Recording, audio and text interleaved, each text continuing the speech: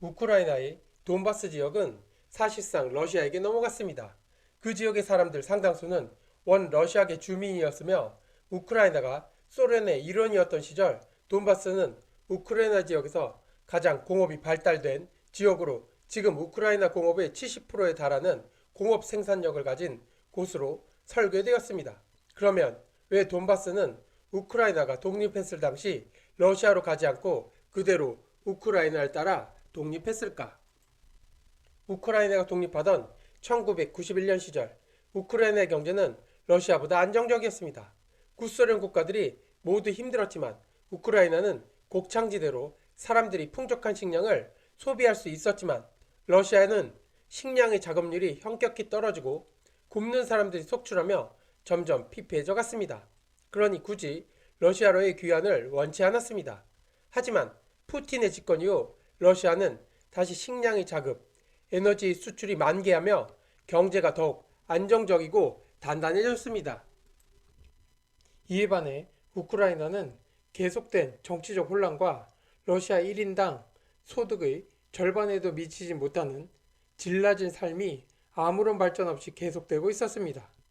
많은 구소련 지역의 러시아인들이 러시아로 귀환하는 것과 맞물려 돈바스 지역도 다시 회귀하려는 구심력이 작용한 것으로 보입니다. 이와 비슷하게 루마니아의 일원이었던 몰도바도 루마니아가 2차 대전 때 독일 편을 들었던 원죄로 몰도바 지역을 소련에 복속당하게 됩니다. 이 지역 중 트란스니스트리아 지역 중심으로 러시아계 주민들이 소련의 정책에 의해 물밀듯이 들어왔습니다. 옥토로 농업이 발전한 몰도바의 트란스니스트리아는 구소련의 무기와 공업 전진기지로 설계되며 몰도바에서 가장 공업이 발달한 지역으로 남았습니다. 이런 지역이 우크라이나와 몰도바의 독립에서 러시아와 연계가 끊어지게 된 것입니다. 러시아의 우크라이나 침공의 목적이 흑해 연안을 모두 점령해서 트란스니스트리아까지 연결하는 회랑을 건설하는 것이 1차 목표였습니다.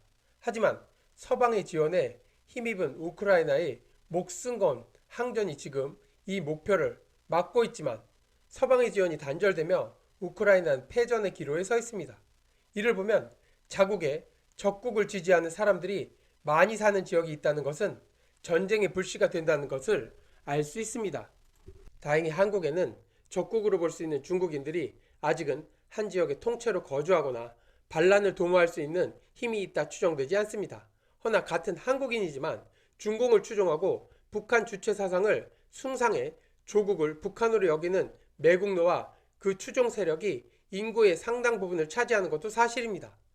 러시아를 추종했던 지역의 사람들은 러시아계이고 러시아가 경제적으로 더 잘 사니 러시아를 추종하는 이유라도 있지만 한국의 상황은 그 무엇도 해당되지 않으니 그냥 매국노라고밖에 볼 수 없습니다. 적국 중국에 머리를 숙이는 것을 평화라 주장하는 이들. 6.25 때 중공군의 침략으로 통일을 목전에서 반세기 이상 분단을 제공한 원흉과 같은 민족에게 총뿌리를 겨눈 반민족의 역적 북한 정권을 추종한다면 일본에게 나라를 판 이완용도 놀랄 일인 것입니다. 많은 이들이 역사를 잊은 민족에게 미래는 없다는 말을 하며 일본과의 역사를 잊지 말자 말합니다. 이에 중공이 우리에게 한 짓과 반만 년 동안 우리 민족을 침략했던 일들도 잊으면 안 된다는 걸 단재 신채호는 우리에게 말하고 있습니다.